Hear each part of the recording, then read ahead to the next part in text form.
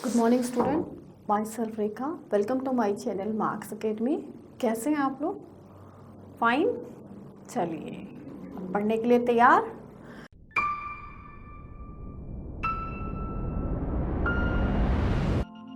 आज हम क्लास 7 का, जैसे कि आप लोगों को पता है मेरी लास्ट वीडियो भी आई है। क्लास 7 का हमने फर्स्ट और सेकंड चैप्टर मैंने पढ़ाया था और उसके कुछ क्वेश्चंस भी कवर करे थे। अभी हम फर्स्ट चैप्टर के लिए थे। चैप्टर 2 के मैंने क्वेश्चंस कुछ डिस्कस किया था, कहानी सुनाई थी देवव्रत की, तो उसी से रिलेटेड दोनों चैप्टर्स के क्वेश्चंस हम इसमें कवर करेंगे। मैंने क्वेश्चंस ब्लैक बोर्ड पे लिख दिए हैं। स्टोरी आपको लास्ट क्लास में बताई थी। कुछ क्वेश्चंस मैंने लिख दिए हैं, कुछ क्वेश्चंस मैं अभी आपके साथ लिखूंगी। पेज नंबर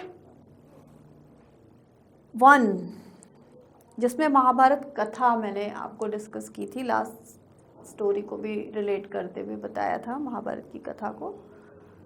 तो यहाँ फर्स्ट लाइन में जो हमारा चैप्टर है उसके अकॉर्डिंगली जो क्वेश्चंस बनते हैं वो क्वेश्चंस मैंने किए हैं। ज़्यादा नहीं, एक पेज से 4 या 5 क्वेश्चंस मैंने लिए हैं।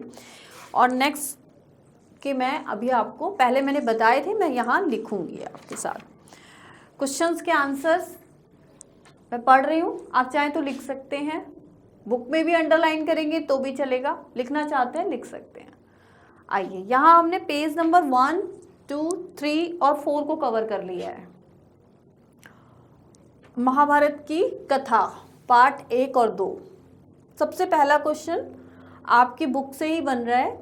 व्यास जी, हाँ जी, व्यास जी के प्रमुख शिष्य कौन थे? व्यास जी के प्रमुख शिष्य कौन थे? वैशंपायन। फर्स्ट या सेकंड लाइन में भी अगर आप बुक में भी देखेंगे तो भी आपको समझ आ जाएगा। उसके बाद नेक्स्ट मैंने लिया है क्वेश्चन आपकी बुक से ही। महाराज शांतनु के बाद हस्तिनापुर पर किसने राज्य किया? चित्रांगद। ये भी आपकी बुक में आपको अंडरलाइन भी करेंगे तो भी मिलेगा। इन क्वेश्चंस को मैंने वन वर्ड में लिखा है, थोड़ा सा टाइम कंज्यूमिंग की वजह से। आप चाहें तो इसको पूरा सेंटेंस बना के भी लिख सकते हैं। जैसे कि व्यास जी के प्रमुख शिष्य कौन थे, तो व्यास जी के प्रमुख शिष्य वैशंपायन थे। कई बार बच्चे इस चीज को ऐसा ना समझे कि सिर्फ आंसर ऐसे लिखना है, क्योंकि क्लास का लेवल 7th क्लास है, आपको पूरे सेंटेंस में इसको लिखना है। ये 1 सेंटेंस आंसर, मैंने एक 1 वर्ड लिखा है मेन, क्योंकि इतना तो बच्चे रिटर्न में भी लिख सकते हैं। कुछ बच्चों को रिटर्न में भी प्रॉब्लम होती है, इसीलिए मैंने उस बात को ध्यान में रखते हुए इस चीज़ को कवर किया है कि 1 वर्ड में लिख के, ताकि आंसर का एग्जैक्ट प्रॉपरली जो आंसर है, प्रॉपर वर्ड जो है वो आपका कवर हो जाए। बच्चे का पेपर या लिखने में कोई प्रॉब्लम है, इस टाइप के भी कुछ बच्चे होते हैं, तो उनको भी हेल्प मिलेगी, वो इस आंसर को कवर कर लेंगे। Now come question number 3। ये मेरा क्वेश्चन नंबर 2 का आंसर है। क्वेश्चन नंबर 3 पे आ जाइए। पांडु की कौन कौन सी 2 रानी थी?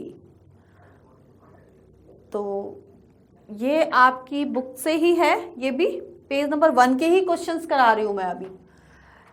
Now insert page number 1। अगर आप पेज नंबर 1 भी पढ़ेंगे साथ साथ बुक से तो आपको आंसर क्लियर हो जाएंगे। अगर क्वेश्चंस कर रहे हैं तो भी कोई दिक्कत नहीं है।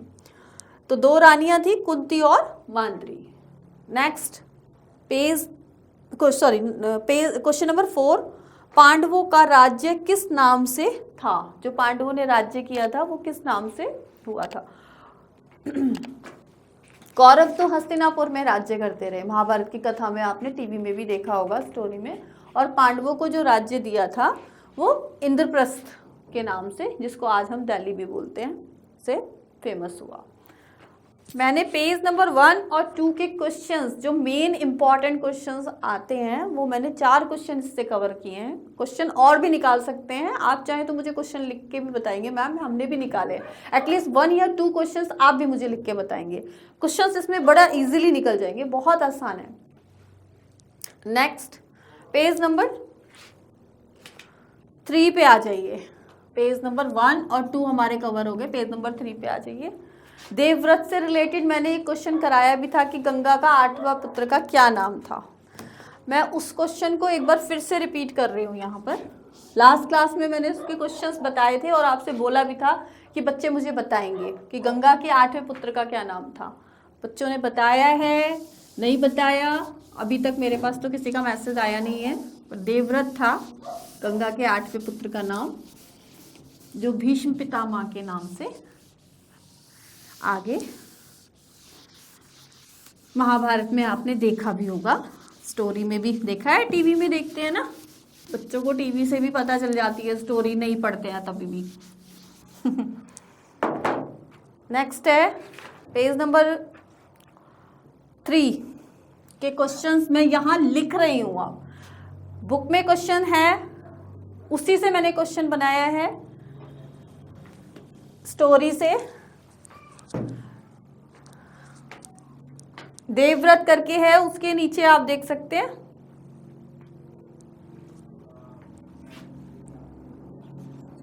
सॉरी,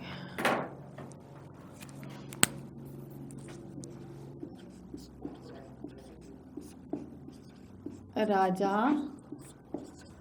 शांतनु को, हाँ जी, किसने मोह लिया?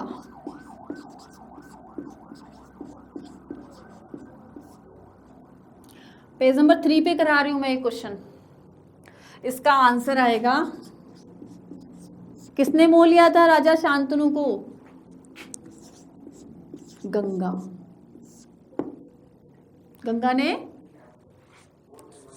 राजा शांतनु उसको देख के बहुत मुग्ध हो गए थे और फिर उसके बाद उन्होंने बोला था, मैंने ये स्टोरी आपको लास्ट क्लास में भी सुनाई थी, कि मैं आपकी पत्नी बनना स्वीकार करूंगी। राजा शांतनु उन पे मुग्ध हो गए थे और उन्होंने इनको अपनी पत्नी मानना था। फिर उसके बाद स्टोरी में भी आपको मैंने लास्ट क्लास में भी बताया था। लेकिन इन दोनों के बीच एक बात हुई थी कि मैं आपकी पत्नी बनना स्वीकार करूंगी, लेकिन वो अपने बच्चों को जन्म के बाद ही पानी में मतलब कर देती थी, पानी में बहा देती थी। तो इस चीज़ को उन्होंने कभी कहा नहीं, किसने? राजा शांतनु ने। और उसके बाद 8वें पुत्र तक ये बात पहुंची, तो 8वें पुत्र पे भी वो ऐसे करने लगी, तो राजा से रहा नहीं गया। फिर उन्होंने बोला कि आप कैसी माँ हो जो आप ऐसा करती हो। तो इसी में एक क्वेश्चन है, क्वेश्चन नंबर 1 हमारा हो गया। क्वेश्चन नंबर 2 आइए करते हैं। स्टोरी अगर पढ़ी होगी बच्चों ने तो बहुत अच्छे से। बच्चे को क्या करती थी? बच्चे को पैदा होते ही नदी में बहाती थी। कौन? बच्चे को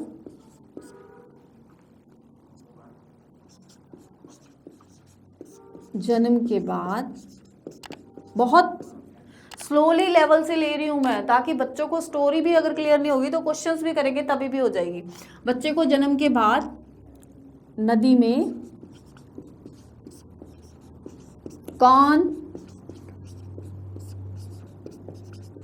बहा देती थी? सरकारी गवर्नमेंट स्कूल के बच्चों को बिल्कुल लो लेवल से, थोड़ा सा स्टार्टिंग से स्टोरीज देख के भी, और बहुत सारी चीज़ें होती हैं, हर तरीके के बच्चे होते हैं, तो इसीलिए मैंने थोड़ा सा क्वेश्चंस का लेवल थोड़ा सा नीचे से उठाया है। बहुत इजी है,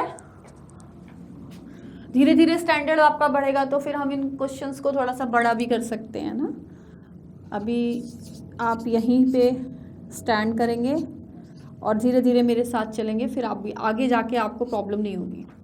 बच्चे को जन्म के बाद नदी में कौन बहा देती थी? कौन बहाती थी? माँ गंगा। गंगा माँ भी लिख सकते हैं हम, क्योंकि वो उनकी माँ थी, वही ये काम करती थी अपने बच्चों को। Now come to the page number 4।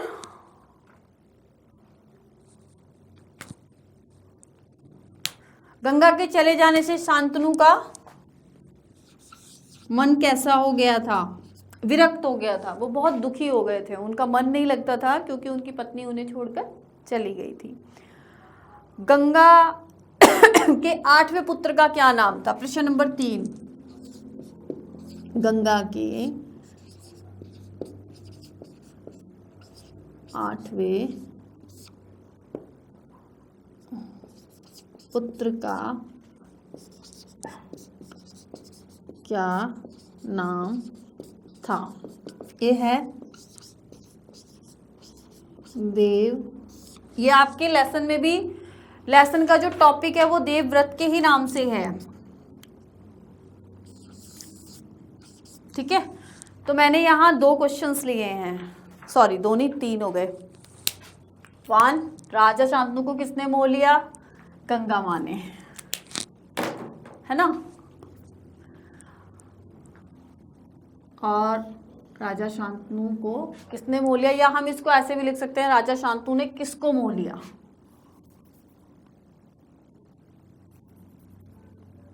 राजा शांतनु ने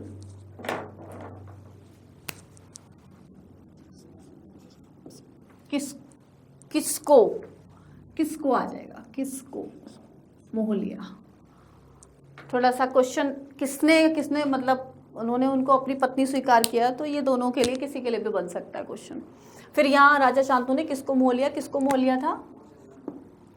मोह में आ गए थे वो किसके? गंगा माँ के। बच्चे के जन्म के बाद, सॉरी, नदी में कौन बहा देती थी? गंगा माँ अपने बच्चों को नदी में बहा देती थी।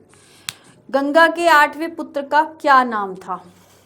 गंगा के 8वें पुत्र का क्या नाम था? देवव्रत, ठीक है।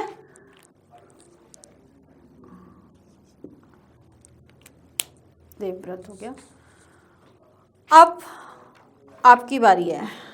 अब सभी बच्चों ने, अगर ये देवव्रत गंगा के 8वें पुत्र थे, 8वें,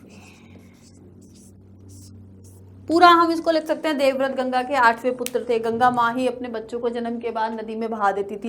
राजा शांतनु ने किसको मोह लिया? राजा शांतनु ने गंगा माँ को मोह लिया था, उसके बाद ही उन्होंने उनकी पत्नी बनना स्वीकार किया था। Now we have to discuss page number 1, 2, 3 and 4।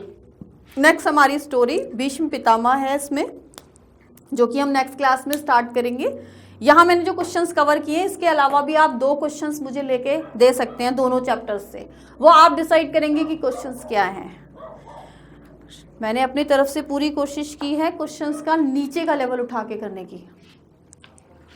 धीरे धीरे ऐसे मैं लेवल्स के अकॉर्डिंगली थोड़ा थोड़ा आगे हम इंक्रीज करेंगे। 1 वर्ड्स में नहीं है आंसर, हम सेंटेंसेस में इसको पूरा कर सकते हैं। तो मेरी वीडियो आपको कैसी लगी? अपने फ्रेंड्स के साथ इसको शेयर करिए, सब्सक्राइब करिए मेरे चैनल को, और अपना पूरा ध्यान रखिए। Okay, bye bye. इस क्लास की पूरी सिलेबस की वीडियोस को देखने के लिए सब्सक्राइब करें हमारे चैनल को और साथ ही बेल आइकन प्रेस करें।